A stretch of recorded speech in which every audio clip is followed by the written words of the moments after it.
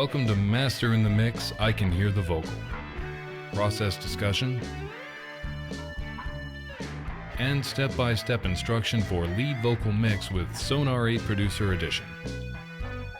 This program is intended for intermediate to advanced sound engineers who want to elevate and refine their ability to mix lead vocals. Basic getting started knowledge of Sonar would be helpful while viewing this material.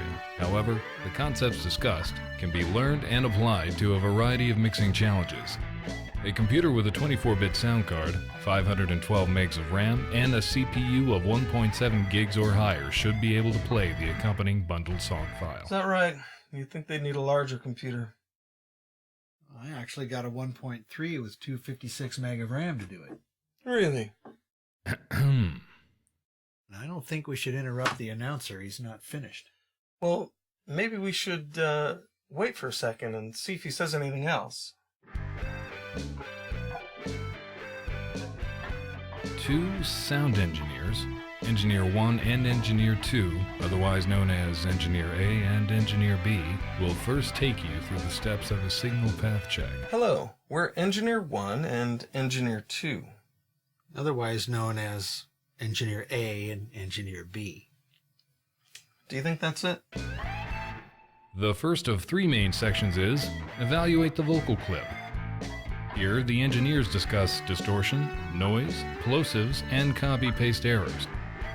In the second section, Lead Vocal Mix, the engineers discuss dealing with the common problems of inappropriate dynamic in phrasing and song structure, low-frequency clutter, mild plosives, poorly balanced timbre, sibilance, voice flutter, and dull timbre. Maybe he's assuming they haven't read the packaging. I think we're being impolite. We should let the announcer finish his job. This second section also includes selection of plug-in effect, a discussion of pertinent controls, and step-by-step instructions on how to find and follow the sweet spots for the controls throughout the song. Uh-oh. Does anybody here know how to do the things that he's talking about? Right. Just kidding. The third section is Lead Vocal Reverb. It includes a discussion of using stereo recorded reverb, single and double synthetic reverbs, and finally, convolution reverb. Is he done yet? I'm not really sure. He did use the word finally.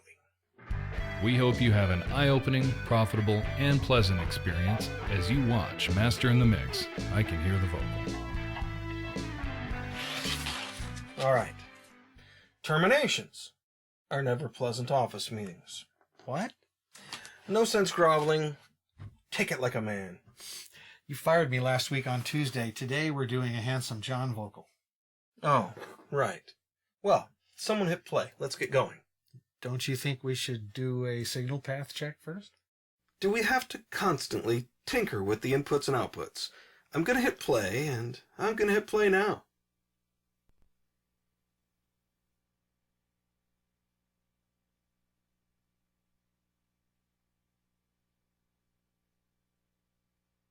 This song starts out pretty subtle, doesn't it? I'm thinking maybe it's an album cut. There is a wave there. Yes, there is. I wonder if they know what that is. I think most of them do. Well, let's cover it briefly. In the early days of audio, cavemen sought to get the perfect stereo blend in their dwellings. Complicated aquifer caves brought fantastic market prices. I think of it as the speaker. Oh yes, going in and out and in and out and in and out and in and out. Yes. Which hasn't moved yet. A signal path check. Right at the beginning? We'll bore them to death. It just takes a couple of minutes, and they might have trouble with the sample file if we don't. Well, you seem to be the eager one. Into the rat's nest with you. Signal path check. We can see that the clip on the hard drive has some kind of signal, but it's possible for a clip to be muted, so we need to check to make sure that it isn't. We can do that by right-clicking in the wave portion of the clip and selecting Clip Properties. The clip mute box isn't checked. The sound is getting through from the hard drive to the channel strip. Let's close that window, and noting the number or name of the vocal track, take a look at the channel strip in the console view by clicking the icon that's a picture of 3 faders. Here we'll find the corresponding channel strip with the same name. The signal from the clip enters the channel strip at the trim control. To make sure the signal is getting through to the rest of the strip, let's double-click the trim control to normalize it to 0. We can see that the EQ is turned off as its enable button is gray, not light green. We can also tell if the plugins in the effects bin are on or off by their green lighted on-off buttons. If there are no effects, or if they're all turned off, we know that nothing is stopping the signal from going to the pan control.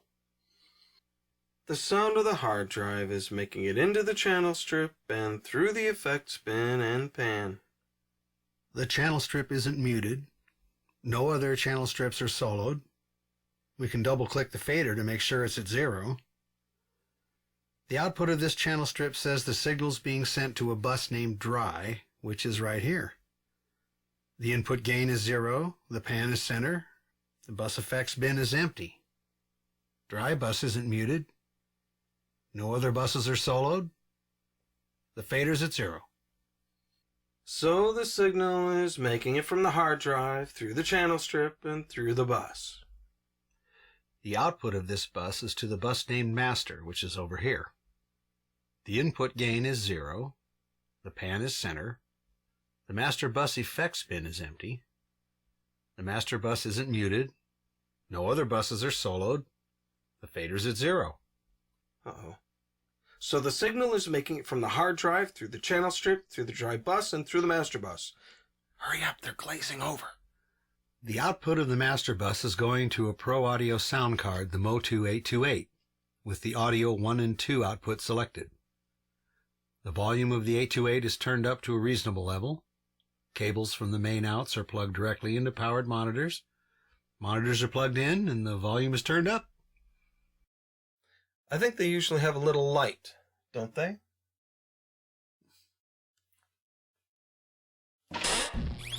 And the monitors are now turned on.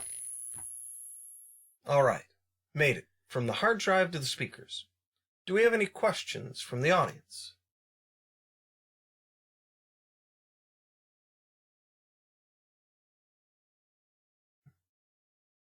See? Now to. Wouldn't you say I've heard my fair share of different kinds of vocals over the years? I couldn't argue with that, B. And that some of those vocals were worth mixing. Different combinations of skill and luck. And that some of those vocals had certain disqualifying features. Distortion, noise, plosives, and copy-paste errors. All right. That sounds like Section 1. Evaluate the vocal clip. Weren't you going to play that trumpet fanfare there? Oh, I don't think so. I never really liked that part. Well, this is how the viewers know this is one of the main sections. Look at them. They're sharp enough to follow this without a bunch of fluff. All right. 20 double cheeseburgers? I don't think that was it. How'd that get in there? Failing to notice deal breakers in the lead vocal clip can put you in a situation where you agree to do a mix that just can't be done. And the vocal will never sound right. Best to know early if you're going to have to go back to editing or tracking. What do you think of playing Major Bellows now? Ah, the Italian opera for the Queen. Let's hear it. Master Charlie, pizza! Distortion, mouth to mic. Maybe the microphone could have been a little farther away. Yeah, that was 3 feet. Did your best then. Let's look at the wave in the track view by clicking the track view button. I generally notice mouth to mic by ear, but it's possible to pick up a clue by noticing a truncated portion in the waveform. Well, it's unusable too. Next. As long as we're talking about mouth to mic, we should mention proximity effect. Stuffy. Singing softly close to a large diaphragm mic can produce a strange, muffled but clear sound. I worked with a producer once who insisted on capturing that sound. Give them what they want. They might be right. It's art. It got on FM rotation. Let's hear one. You're way too close to me. You're way too close. You're way too close to me. Yeah. Too close. That's odd. I think we've given a sufficiently inconclusive presentation of proximity effect. Absolutely ambiguous. Moving on. Let's look at trim to strip. Did you bring a lying vocalist clip? You know, I don't blame those singers. They're used to singing live and not being given a prominent enough place in the mix, so they don't sing as loud during the sound check as they do during the performance.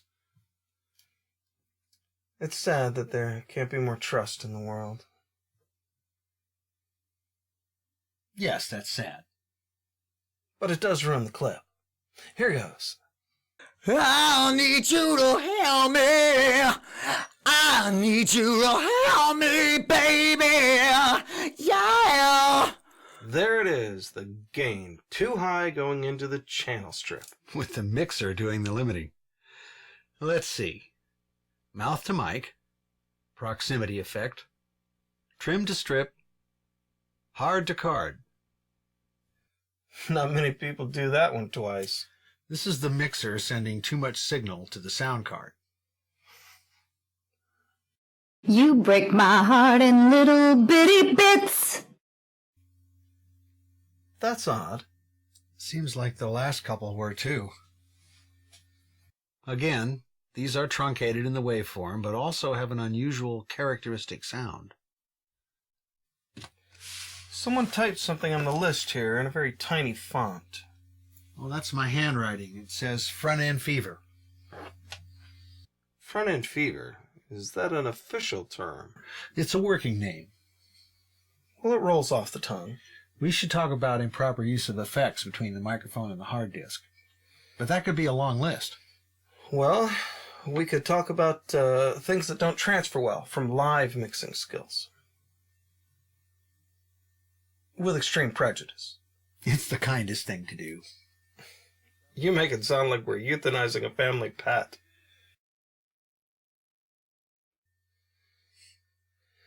I imagine the compressor limiter would top the list.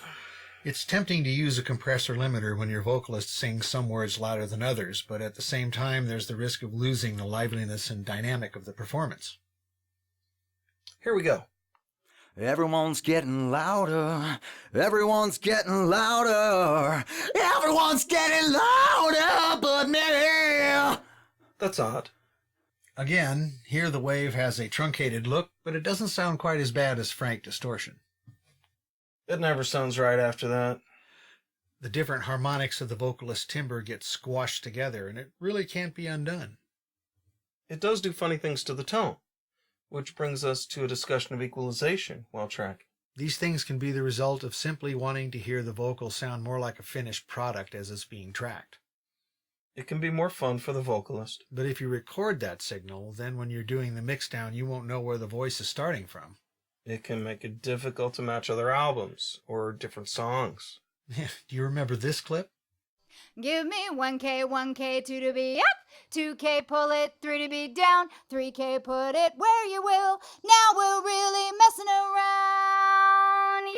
Sold to the producer who's partially deaf. Excuse me, that wasn't really very nice.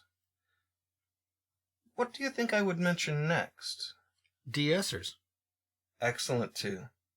There isn't any setting that's right for the de-esser in tracking. Setting it for the chorus makes it ineffective in the verse, and setting it for the verse makes the entire high frequency of the lead vocal compressed and squished in the chorus. It can make the more dynamic parts of the lead vocal sound dull. Your love is so unexciting. That's odd. Seems to give the wrong impression. In a way, it almost works for that song. Excuse me, I was looking for something.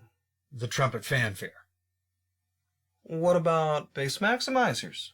And harmonic exciters? Well, at first those sound like an EQ modification, but they really do change the sound in ways that, again, cannot be undone.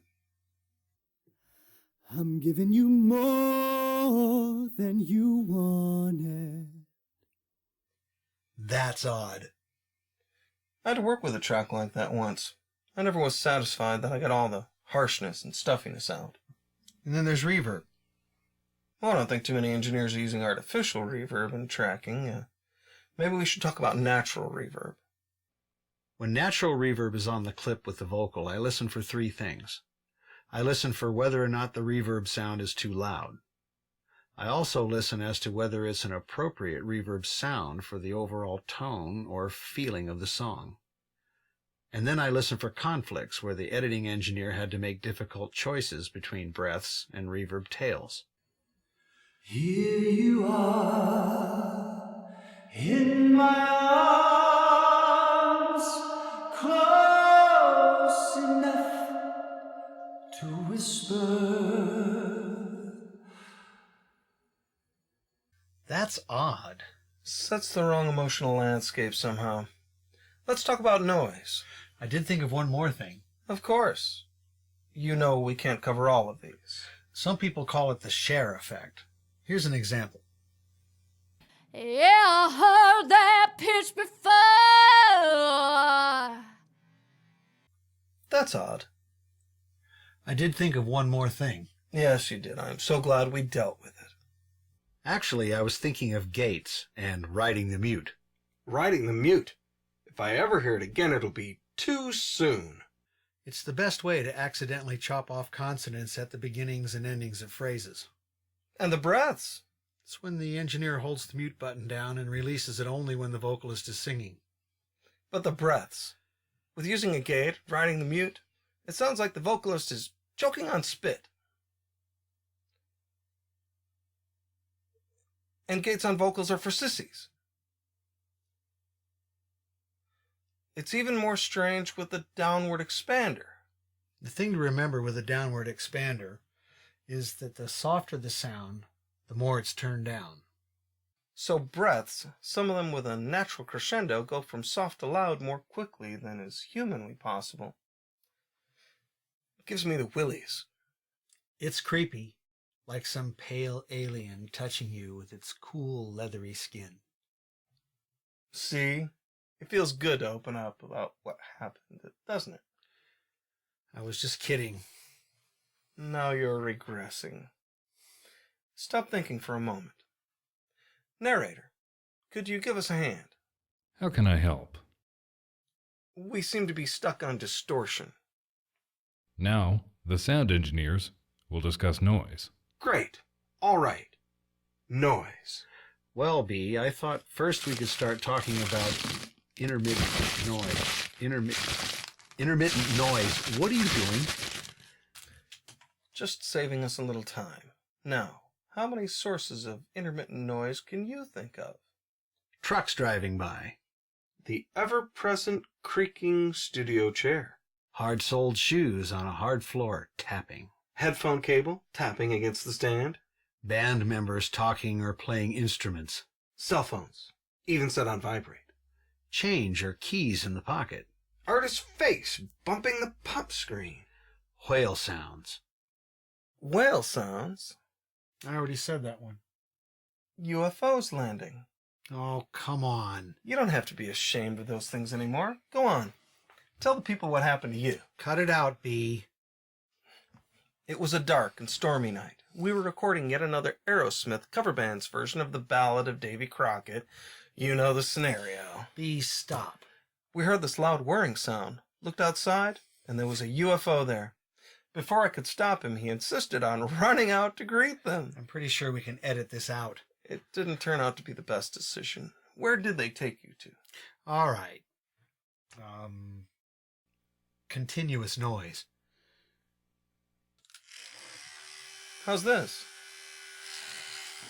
Is that a personal fan hooked up to 48-volt phantom power? The interns were wasting time reading manuals. I had them make it.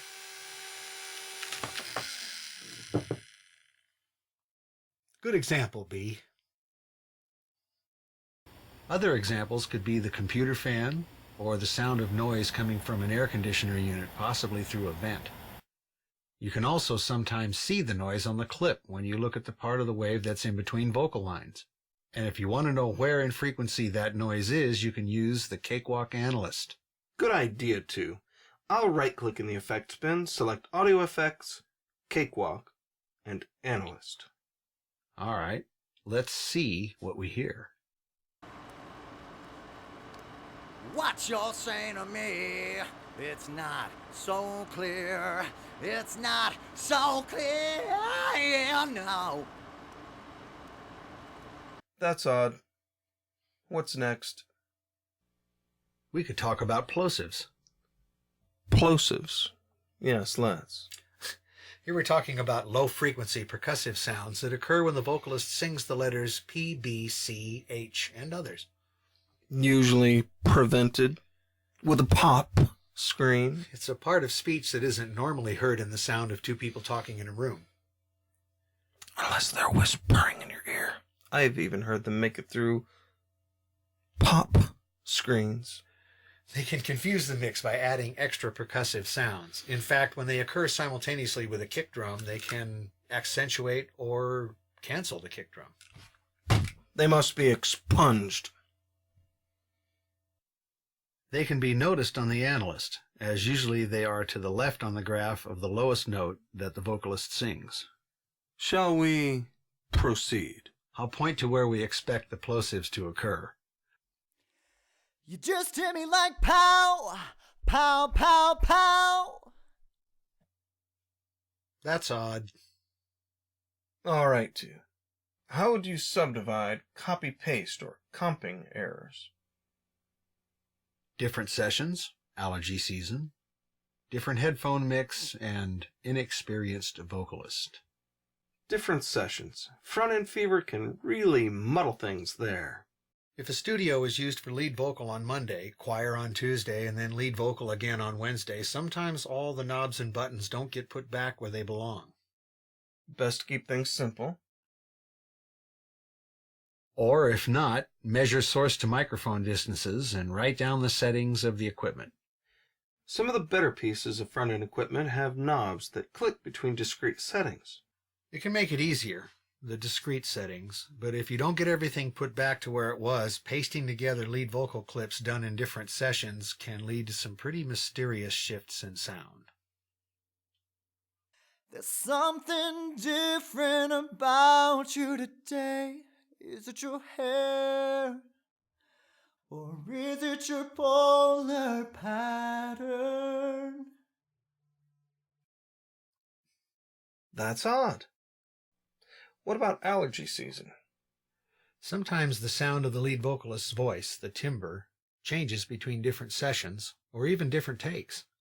I think I recognize the clip coming up. I can count on your love. It's always the same. Always the same. Always the same. No blend. Back to tracking. Another thing that can happen is the engineer who's doing the tracking can give the vocalist various cues as to how they're to sing by giving them different headphone mixes during different takes. Fortunately, I brought my dissertation on headphone mix while tracking. Not necessary to. For more groove in the vocal, turn the percussion up. For a more intimate sound, make the instrumentation a little bit too soft for the vocal. And if you want them to sing rock and roll, turn everything up, and they'll shout. Sounds like you've read it. Oh, I did breeze over the table of contents.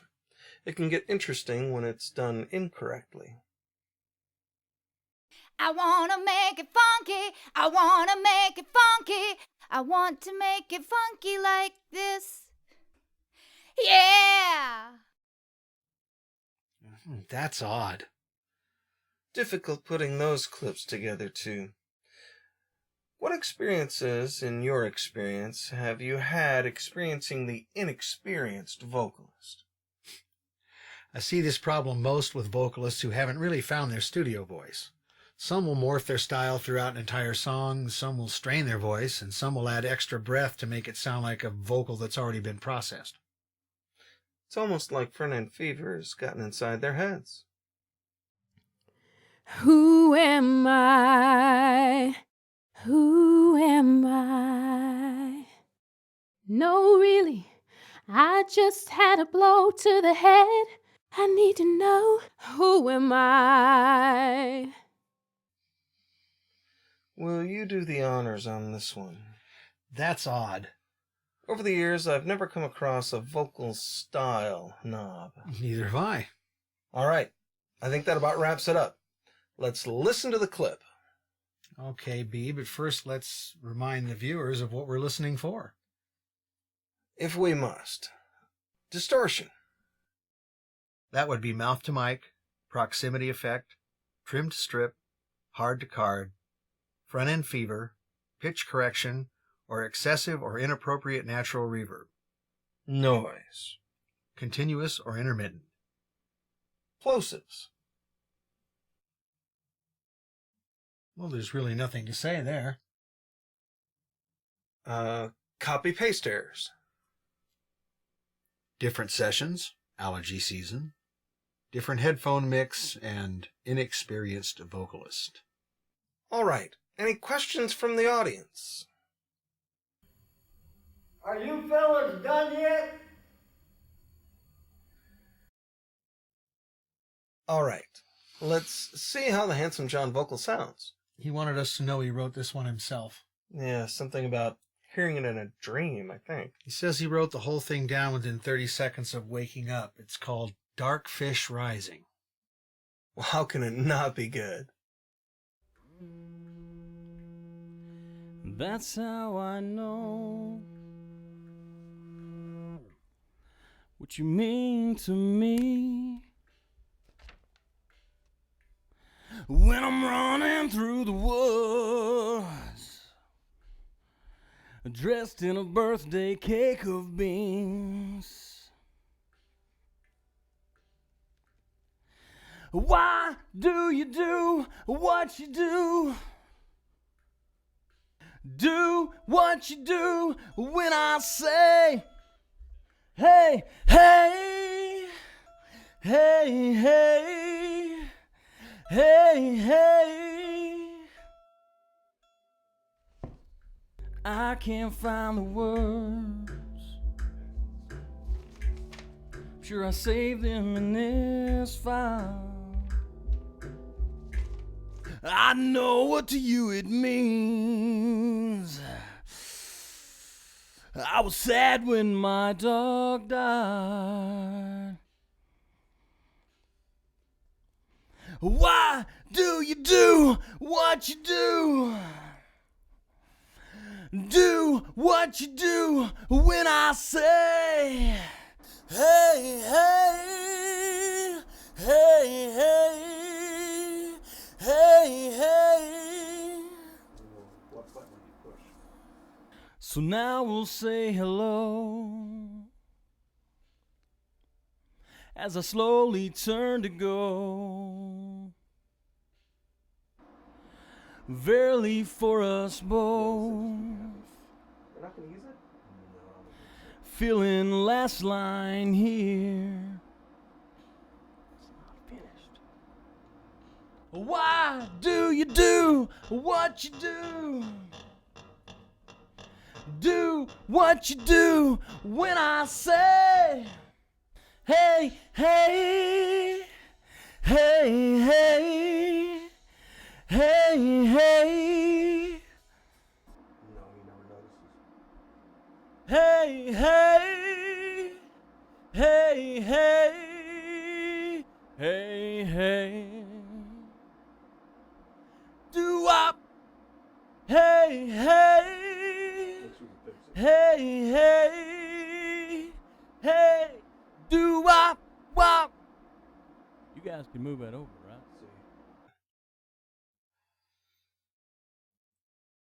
I'm thinking that we should start by deleting this file. Or we could separate the two halves of the disc and scratch the metal portion with a key. Yes. Hopefully it doesn't exist anywhere else. All right, and wasn't there another song? Yes, it's called Think of Me. I'll go ahead and load it up. And did he write this one too? No, this one's by his nephew. Keep the money in the family. All right, here goes. Sometimes I sit and stare and imagine that you're there. Sometimes I stay up late and quietly make my way to the place where I find courage for what I should have said today. I'm gonna have to tell you, I'm gonna have to say, I would lick your spit from the sidewalk. I would clean your hairbrush with my teeth. I would lick your spit from the sidewalk. So when you blow a loot, baby, think of me. I blew your yearbook picture up, made a poster for my wall. 2 track lights point to you. That shouldn't creep you out at all. 'Cause I'm gonna find the courage for what I should have said today. Gonna have to tell you, I'm gonna have to say, 'cause I would lick your spit from the sidewalk. I would clean your hairbrush with my teeth. 'Cause I would lick your spit from the sidewalk. So when you blow a loot, baby, think of me. I've gotta pick the perfect time. I think tomorrow might be right. Yeah, tomorrow would be fine. I tell myself night after night that I'm gonna find the courage for what I should have said today. I'm gonna have to tell you, I'm gonna have to say, 'cause I will lick your spit from the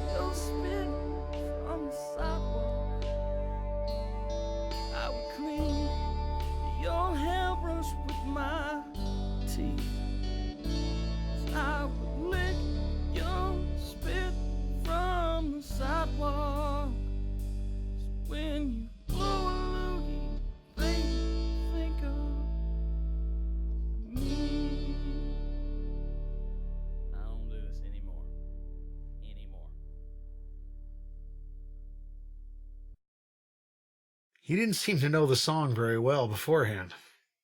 Well, it's not needed for his level of professionalism. Or you could say, at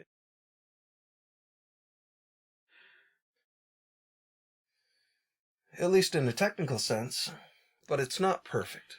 I did hear some dynamic problems in the phrases. And in the song's structure, too. There was also some low-frequency clutter and mild plosives. And the timbre wasn't balanced very well. I'm pretty sure when we correct that, we'll hear some excessive sibilance. And I think he's a weeble. He's a what? Well, his voice, it wobbles, but it doesn't fall down. Okay, maybe we'll call that excessive mini-dynamic. And his voice, it's dull-sounding. I don't know if it'll stand up in the chorus. Okay. Dynamic problems in the phrases and the structure. Low-frequency clutter, mild plosives, timbre imbalance, excessive sibilance, excessive mini-dynamic, and dull timbre. This is clearly some of his best work. I think we should mix it. At this point, we recommend that the viewer pause the program and take a break. There's the announcer again. He has a point. This next section covers a lot. True. All right. See you next time, or in an hour.